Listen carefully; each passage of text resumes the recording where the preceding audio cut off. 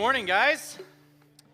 You guys can have a seat. I want to say this, okay? If you guys have never heard me speak, I like when you guys finish my sentences. I like when you guys are active with me. It helps me, okay? It helps me feel what you're feeling, okay? I believe that God is speaking to you just the same that God has spoke to me this week as I was preparing for today's message. No different than when God spoke to you last week when Andrei was preaching or whatever church you found yourself at. Okay, so God, I believe, is going to speak through you and speak to you this morning if you allow him, and my prayer is that he will. So we're in this series right now. It is called Our Life, His Plan. Okay, and I think it's an important thing. It seems so basic, so cheesy, right? Our life, his plan, and we're just trying to figure out what his plan is for our life. But it's hard. It is hard figuring out what God's plan is for our life. Okay, we're trying so many different things. We're trying to remove ourselves from certain situations. We're trying to find new situations for ourselves. We're trying to find new jobs, new relationships. It's wild, right? We don't know the plan that God has for us, but we are trying to figure it out. And so last week, Andrei got one of my favorite passages with Moses. I don't mind conflict. As an individual, conflict does not scare me. I don't know what it is. It's how God has wired me. So conflict, when I see conflict, I kind of run to it because I want to offer some resolve, right? I don't want conflict to happen. I don't like conflict, but it doesn't bother me. And so Andrei gets the great passage of Moses walking up to Pharaoh, like one of the most powerful dudes in the land. And he's like, bro, check it out. You got to let my people go. All right, go ahead and let them go, or else you're going to have to deal with my God, and it's not going to be good. And he talked about all these different things that had happened. And what ends up happening, Pharaoh lets all of the Israelites go. And he's finally like, yes, okay, these people that are causing all these issues, they leave. And then Pharaoh realizes, ugh, I just lost all my free labor. Like, who's going to build like all these things that I want to have happen here in Egypt? I just gave all these people away. And I was actually thinking this week, actually for the last couple of weeks, my son and my daughter have gotten this interest to start riding bikes. And they want to learn how to ride their bikes without training wheels. So raise your hand if you can ride a bike without training wheels. Raise your hand if you can ride a bike without training wheels. Most of you. Some people I need to take out. It's never too late. We can start right now. Anyway, they've been asking me, and we try to go every single night for about 30, 40 minutes just to go out in the front yard and just to ride bikes. And Cash is his move. So Cash is 8 years old, and he's kind of progressed on. He can ride his bike. He's riding his bike without training wheels. And Presley, she has ridden for about 30 seconds on her own. And then quickly fallen over. And it was good. But here's the thing. We started with, riding a bike, or teaching my kids how to ride a bike. And you guys kind of know how it goes, right? You got to learn how to pedal first, and then you start taking the training wheels off, and then you kind of hold the seat, right? If you've ever done this before, you've ever seen a video. Number one, it's really hard to run like this. But you do that because you want your kids to be able to ride bikes without training wheels. And so I am running, and then finally I can let Cash go. And then becomes this new stage, which is now you have to learn how to stop. It's like, finally you got your balance, but now you have to learn how to stop. And then after you learn how to stop, maybe you have to learn how to start without someone holding the seat. And that's what's saying right now, that's hard, okay? You're like landing on one foot, you got to get the pedal to the top, right? And then you're there, and then you're like, you have to figure out how to get all your weight from this foot to stomp down and then to like let go and push. And then hopefully in that 2 seconds that you have there, you don't just fall flat on your side, right? And let me tell you something. I have seen Cash and Presley go out, they're riding their bikes, whacking their shins, cracking their shins, just screaming bloody murder. They're done and they want to quit. And I'm kind of the one who, right, I like conflict. I'm like, Cash, it's okay, dude.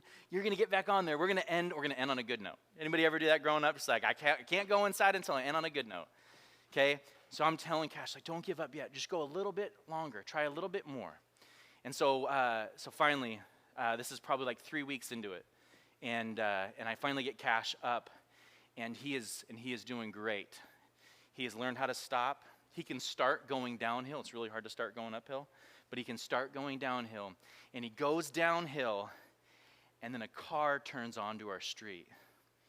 And Cash has never had to stop for any other reason besides the fact that he wanted to. And now he is freaking out. So he is slammed on the brakes, ditched the bike, pedals into his shin, handlebars, he's laying down on his side, bike has pinned him down, and I can tell, like, this is it. He's going to quit. It's going to be that this is how we're finishing the night. And I'm going to tell you something about 8-year-olds and the testosterone that like hits an 8-year-old at any given moment. It's like watching Hulk Hogan, okay? I mean, he's like, he's mad at the bike, and he's like, the stupid car. And then he gets up, and he's like, but I'm not giving up yet. And he gets on his bike. And then we go like 2 or 3 more rounds, and he ends on a good note. He's excited. He's encouraged. And Presley has watched this all happen. And Presley's like, Dad, take my training wheels off. And I'm like, what? What? I don't think you're ready. I don't think it's not that easy. You can't just take the training wheels. She's like, I'm ready to do it. Take the training wheels off. And I think it's really similar, our faith. We want to quit when it's hard. We want to quit. I want to throw in the towel. I'm done. Okay? I don't know what my faith is looking like, but my spirituality kind of sucks. I'm done. I don't want to fight for it anymore. I'm just going to go ahead and quit. Right? We get bloodied up, get in a fight with somebody, a relationship falls through. We don't like our interaction with somebody. There's a shift and a change in a church. There's a shift and a change in a job position, and all of a sudden you go, I don't like it. I'm done. I can't fight like this anymore. I just want to be done. So I just want to tell you, you got to keep going. Same thing I'm telling my kids. You got to keep going. Don't give up. End on a good note. Don't quit. And I want to continue to unlock that where Moses is doing this actually with the Israelites. And he's getting ready to cross the Red Sea. And so we're gonna unpack that a little bit. Actually, I don't know if do we have that picture of my kid, by the way? Did I send that to you, Cheryl? Sorry. I wanted to show off Cash. Cash is like first time riding his bike without training wheels. Well, as she's doing that, I'll say this. One of the things that I love to do when I'm teaching the kids how to ride their bikes without training wheels is I like to tell them that I'm holding on. And I'm not. So if you guys are ever right here, this is me running behind Cash, riding his bike with no training wheels, and he's like, "You got me right, Dad? You got me right?" And I'm saying yes.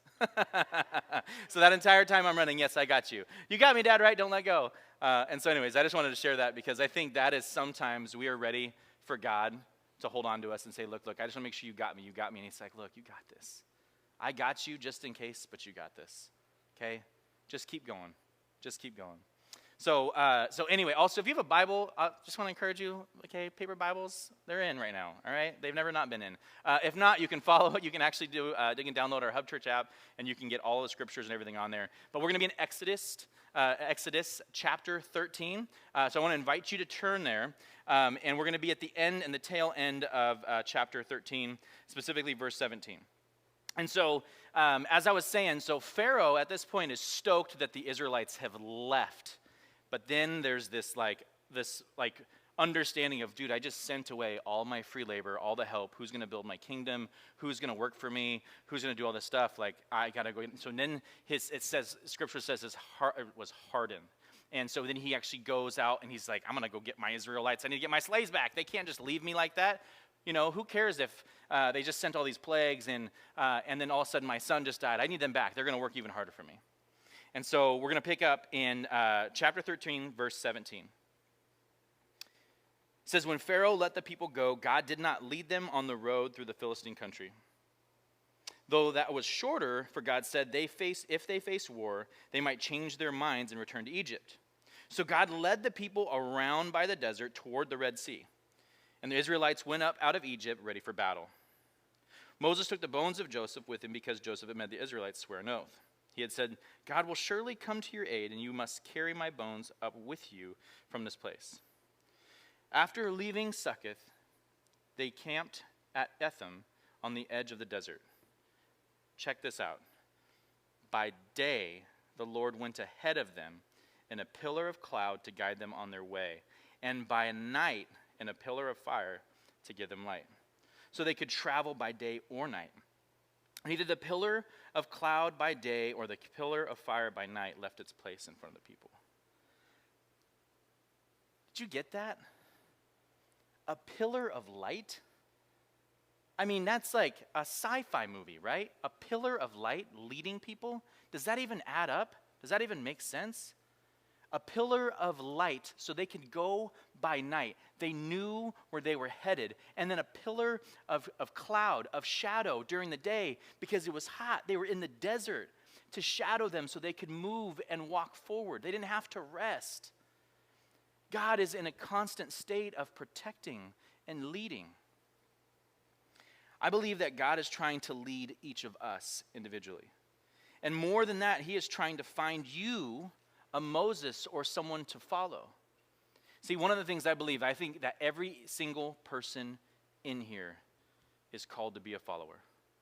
And Scripture is really evident that there are certain people that are called to be leaders.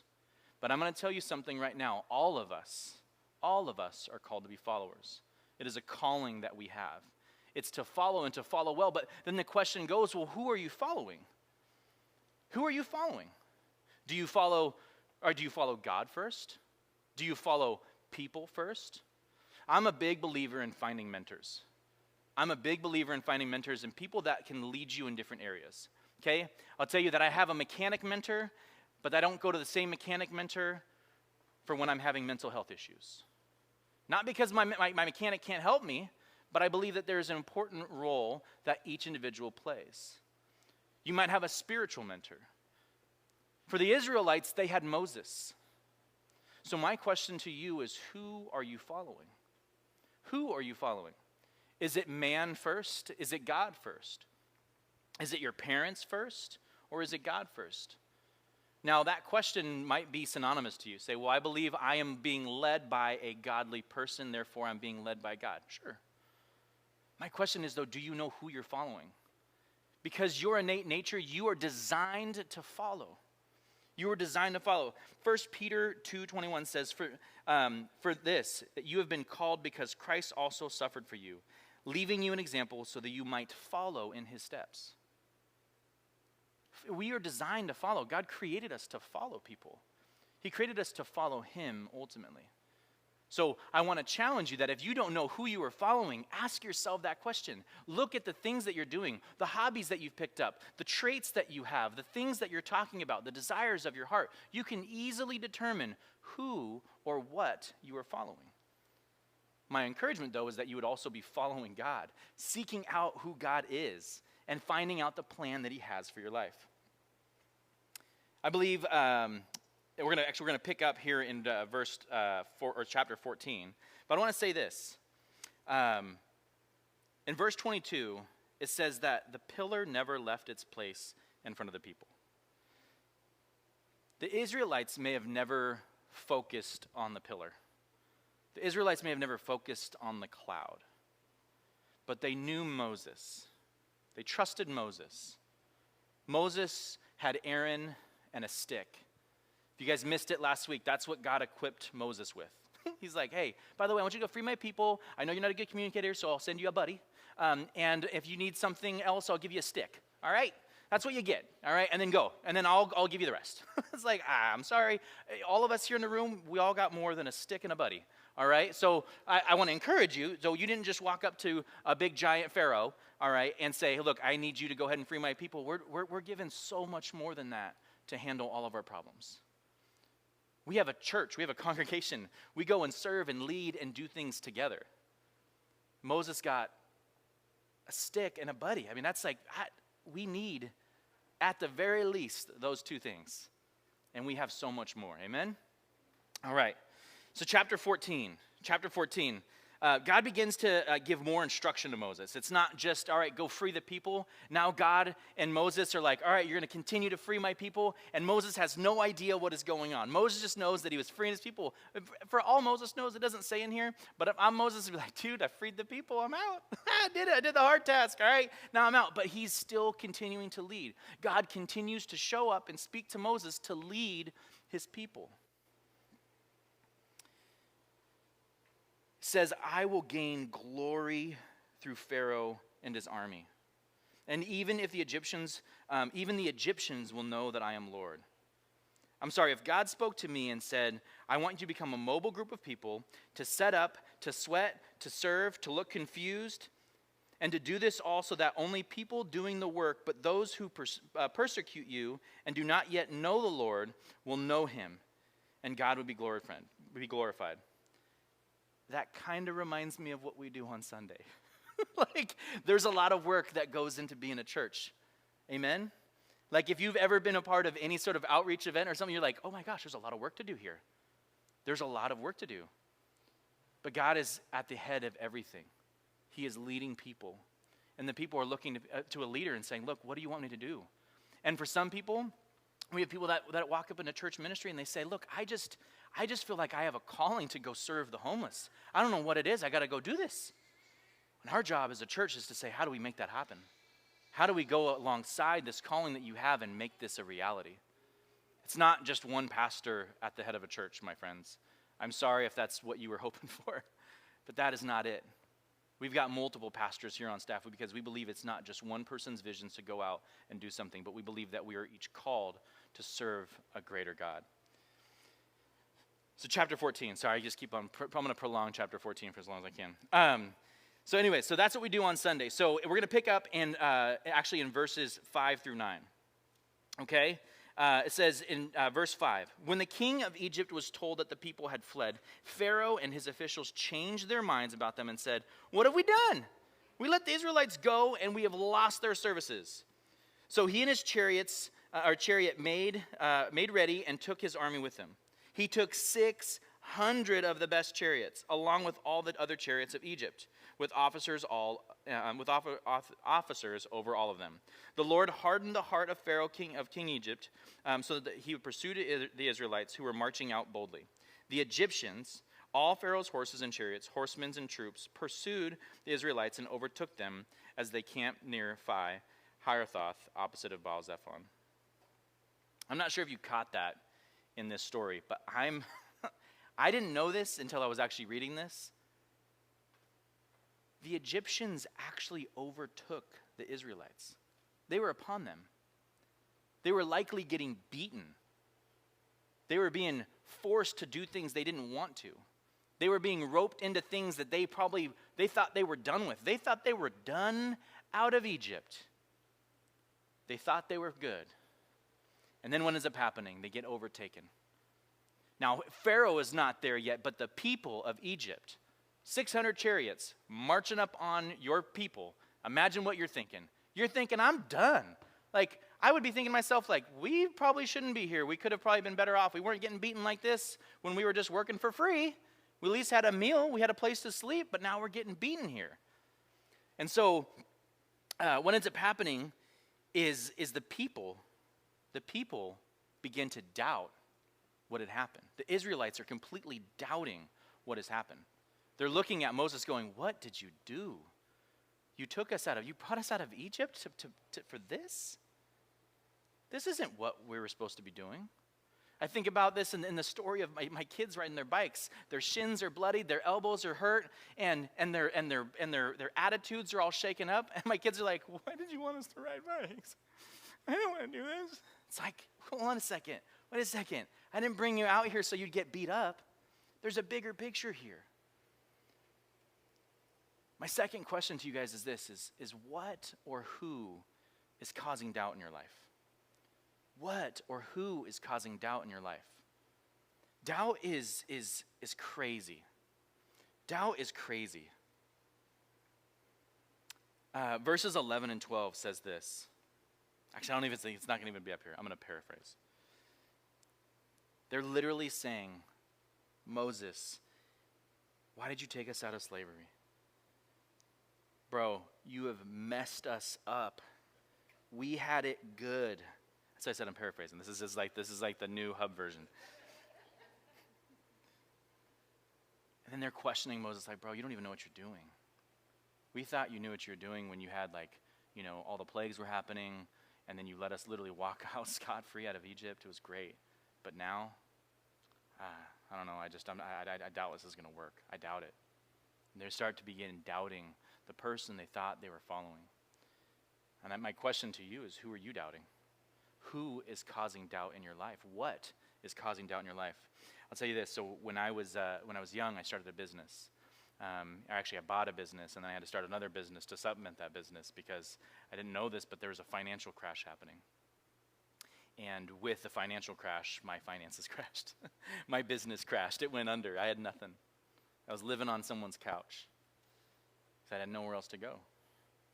And I learned after making what I felt like was really great money at a really young age, and I had a really bright future. I knew everything that was going to happen. I was going to have a nice house and nice cars, and I was going to have everything that I had ever wanted, and then I realized, you know where I find my security? My finances. I find security in finances. I'm not going to ask you to raise your hand if you find security in finances because I think I already know the answer. What ended up happening, though, is I started to create a bunch of doubt. You know what causes doubt in my life? When my finances aren't good. It causes doubt in my life when there's an unexpected thing that is due and I didn't think I have the money for it. When a motor blows up in a car and you're like, $6,000 to replace a motor? That's not on the budget. Okay, and you start doubting, all right, God, is this what you have for my life? To spend $6,000 to replace a motor? I thought we were going to have a vacation with our kids. No vacation with the kids now, and we're going to dump all of our money into replacing a motor on a car. It's crazy how quick things can shift, right? It's crazy what can happen. Oh, you know what? We were friends. Me and my friend, we were hanging out together. We had the best friendship ever. And then something had happened. There was a political view that came in between us and ripped us apart. And the next thing we know, we can't talk anymore. You know what can cause doubt in your life? Opposing political views. Shouldn't cause doubt in your life. Finances shouldn't cause doubt in your life. Should not cause doubt in your life. Maybe there's the doubt that happens when you don't get invited to a birthday party. You doubt that your place exists in amongst of a group of people where you thought it did. Maybe the doubt comes in because of something that somebody said years ago to you. Someone said, you'll never be anything. Doubt's crazy. Doubt can paralyze you. This is what doubt reminds me of. It reminds me of you being a sailboat in the middle of an ocean and no wind. And you're just stagnant. You feel paralyzed. You feel paralyzed because you're not moving spiritually. You're not moving physically. You're not moving around. You just are just so caught up in your doubt, you cannot move. You cannot move when you're full of doubt. Don't doubt. One of my favorite phrases, people go, hey, give someone the benefit of the doubt. You ever said that? You're like, I'll give you the benefit of the doubt. You know what that means? You know what that's an idiom. I had to look that up. You guys don't know what an idiom is. An idiom is a phrase that sometimes people don't know what the meaning it is, they just say it. And I think it's an idiom because it makes you sound like an idiot. No, I'm not going to say it. I'm not going to say it. I thought it, but I'm not going to say it. There's this phrase that says, hey, give them the benefit of the doubt. It's like, to give someone the benefit of the doubt is basically saying like, hey, just take their word for it. It may not be true, but just give them the benefit of the doubt. But I'm going to tell you something. When you give God the benefit of the doubt, there's actually no benefit. There's just doubt. You're just doubting. You're just like, okay, God, I don't really know, but I'm just going to give you the benefit of the doubt. It's like, but there's actually just no benefit at all. It's just doubt. You can give people the benefit of the doubt, but with God, you need to give him your confidence. You have to give God your confidence. What causes doubt in your life? Verse 13. There's a proper way to respond to doubt. It says, do not be afraid. You will see the deliverance the Lord will bring. The Lord will fight for you. You only need to be still. What? Like, be still? Like, that's like the opposite. You just said like doubt causes like paralysis, and now you're saying to be still? Yeah, there's a difference though. See, doubt is causing you to be paralyzed. When you choose to be still and know that God is who he is, there's confidence that comes in. You realize that the battle that is being fought for you. Do you know right now, as you guys are sitting here in this gymnasium at the Veterans Hall in Roseville, that there is a spiritual battle going on in each of your lives? It's happening right now. The enemy does not want you to win. The enemy does not want you to flee. The enemy does not want you to resist temptation. The enemy wants you to give in.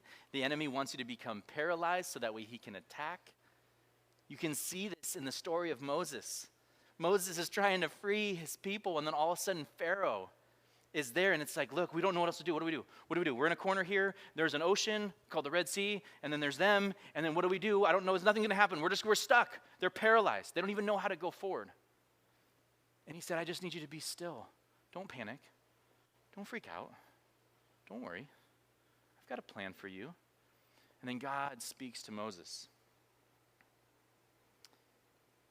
As many of you know what happens next here, this is like the infamous part, okay? I always think of, I think I showed you guys, I love Bruce Almighty, right? It's like the parting of the little cup. He's like, ooh. Anyways, you guys don't know that scene, go look it up. It's really funny. And then you'll laugh with me later, and that's even better. So verse 19, I want you to pick up here. Then the angel of God, who had been traveling in front of Israel's army, withdrew and went behind them. The pillar of cloud also moved from in front and stood behind them, coming between the armies of Egypt and Israel. Throughout the night, the cloud brought darkness to one side and light to the other, so neither went near the other all night long. Verse 23, the Egyptians pursued them, and all of Pharaoh's horses and chariots and horsemen followed them into the sea. During the last watch of the light, the Lord looked down from the pillar of fire and the cloud of the Egyptian army and threw it into confusion. He jammed the wheels of their chariots so they had difficulty driving. And the Egyptians said, let's get away from the Israelites. The Lord is fighting against them, or fighting against Egypt. First of all, I want to point out right now, I read that this week, and I was like, I have legit, have been like driving down I-80 and thought like, if you could trip up a horse chariot wheel, why can't you trip up that guy in the Buick Regal? Because he just cut me off, okay, slammed on his brakes, didn't merge correctly, and I just want you to know, I've just wondered. I have not prayed specifically that would happen. I don't think anyways. But I'm wondering, like, dude, that's what happened? The Lord intervened and tripped up the chariot's wheels because so they would have a hard time driving. I'm like, Lord, if you want to do that to that Buick Regal right now, you go ahead and do that because they just not have a driver's license. Anyways, that's just a total side note. But God is fighting for us. It's interesting to know that in that time, God was even using the smallest moments, tripping up wheels so that they would have a hard time. They realized that the darkness that is now in front of them, it was clear as day, but God had literally placed, God himself had come down and put in place between the Egyptians and the Israelites. I mean, God went from leading to protecting. He went from leading to protecting. Are you kidding me? Do you realize that God is even now protecting you from the spiritual battles that you cannot even see? Causing things to be tripped up, to slow down? God has a plan for your life. I know it's your life, but he has a plan for you. What I have learned from each person in this room is that you guys all represent a different group of life. You all have stories. You have different ages. You have different upbringings. You have different convictions. And it's crazy. I love seeing your guys' stories. I love hearing your guys' stories, the things that you have been a part of, the way God has brought you out of certain things. And I'm going to have the worship team actually come up. And I want to read this verse here really quick. Verse 31. And when the Israelites saw the mighty hand of the Lord displayed against the Egyptians, the people feared the Lord and put their trust in him and in Moses, his servant. See, you guys, some of you guys are teachers. Some of you guys are students. Some of you are grandparents. Some of you are parents. Some of you are aunties and uncles, your cousins, your coworkers, your leaders, your influencers. You guys have these different unique stories. And it's beautiful when I get to hear the ways you have responded well and then made an impact to people that you didn't even know. I do not know who you are impacting. And my third question is, who are you impacting? See, one of the things I love, and I'm going to use this story again, what I love about Cash riding his bike and not giving up is that at the right time, Presley walked out and got encouraged. She said, take my training wheels off, Dad. How did an 8-year-old influence a 7-year-old? Doesn't make any sense. How did you have a positive impact in just that moment? It was action-driven. Cash wasn't telling Presley to hurry up and get on the bike, go no training wheels. She just saw it. She saw it working. She goes, I want that too. As you guys are different representatives in different positions and jobs and the way your roles in life are, it's incredible what God will do. Who are you? Maybe you don't know who you're impacting. That's okay. But know that you are impacting somebody. Shane Boyd, I could tell you stories and different ways that I've impacted people, but I think that's boring. So I want to share a different story. There was this couple. In 1983, they began a journey of loving and praying for their very first grandson. And then, after health complications and other things, praying for just the health of this child, they began in 1988 praying for a second grandson. As the years went on, they would do their best to show their two grandkids the love of Jesus. Whether it was trying to get them to show up for a quick VBS, maybe it was only making one day of the 5-day VBS. They would pray before a meal and thank God for the little things. They would share these tiny little Bible stories. Sometimes it was buying them picture Bibles, and it was like, hey, this is the story of Jonah and the whale, and here's Noah's Ark. But it was these little small stories that began to have an impact. And they never stopped praying. Praying, saying, I'm praying for you, but I'm going to pray with you. They kept on asking God to fight for the kids, so that one day, they will actually see what God has been doing. I want to show you a picture of that couple. I think we have it. That's my grandma, my grandpa. And my grandma and grandpa have been walking with the Lord for a long time. And I didn't know what their prayers were. No clue. I was an oblivious little kid. But I don't think I know Jesus for any other reason but the fact that they prayed for me and my brother all the time. And they haven't stopped.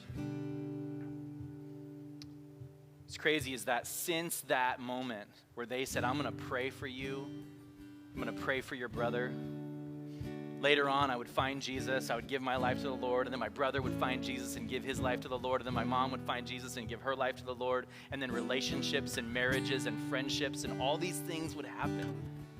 All because of some grandparents that said, look, I think that my grandkids should know Jesus. Friends, who are you impacting? You might think it's nobody. You might think that it's just one person. But you don't know the impact on the impact on the impact on the impact and the snowball effect of the people and the lives that are being changed because of the way you live out your faith. I get so encouraged when I hear a story that goes, oh yeah, well, my grandparents were believers, and I go, haha, there it is. There it is. Because they were praying. They were praying that one day you would say yes to Jesus. They were praying that one day you would actually find somebody. And maybe it wasn't a grandparent, maybe it was a parent. And maybe it wasn't a parent, but it was an uncle or a cousin. Maybe it wasn't an uncle or a cousin, but it was a pastor who had an encounter with you one time at a luncheon and said, I'm going to be praying for you. You just don't know the impact of people. You don't know the impact of your prayer. You don't know the impact of what is going to take place in your life continuously. But what I want to encourage you is to know that you are making an incredible impact to those people around you. I can tell you it is part of God's plan. God wants everybody to follow him. Would you pray with you this morning? Father, I know in this room here, Father, that we collectively represent just a small group of believers. But God, the impact that can be made through one person who makes an impact through another person, and another, God, that is something that you've designed us. You've designed us to be disciples. God, to become miniature followers of you and to go out into the world and to make an impact that is greater and beyond us. Father, ask that right now, that if we need that reminder, God, and that tug on our hearts, Father, that you are with us, God, that you are fighting our battles. You are not just leading us forward, Father, but you are also protecting us from the enemy. God, we just need to turn around and see you. We need to see that you're going before us, you are behind us, you are around us. God, sometimes we gotta remove some of the thoughts, some of the busyness, God, and we just need to be still so we can see it.